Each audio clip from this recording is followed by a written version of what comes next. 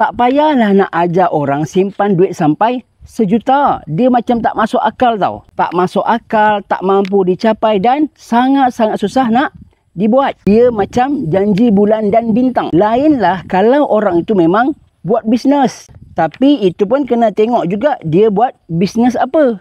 Tapi kalau kita yang biasa-biasa ni, orang kata tak adalah duit tu banyak sangat dan tak adalah duit tu sikit sangat pula. Orang kata yang sedang-sedang sahaja. Sebenarnya kita bukannya nak simpan duit berjuta-juta pun. Paling kurang, paling tinggi pun kita simpan duit untuk pergi haji. Simpan duit untuk kita betulkan rumah kita kalau ada kerosakan. Kita simpan duit untuk pendidikan anak-anak kita. Bayar insurans kereta kita setiap tahun.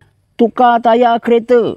Ataupun kita nak belikan rantai emas untuk isteri kita. Itu sahaja. Jadi dalam buku Bagaimana Nak Survive Dalam Ekonomi Hari Ini, ada tunjukkan cara bagaimana untuk kita menguruskan duit kita. Yang pertama, kita kena senaraikan perbelanjaan kita pada setiap hari. Yang kedua, kita kena potong segala perbelanjaan yang tak perlu. Yang ketiga, kita kena senaraikan hutang kita dan mula bayar. Dah hutang kena bayar. Yang keempat, kita mula simpan duit. Dan yang kelima, kita laburkan duit kita.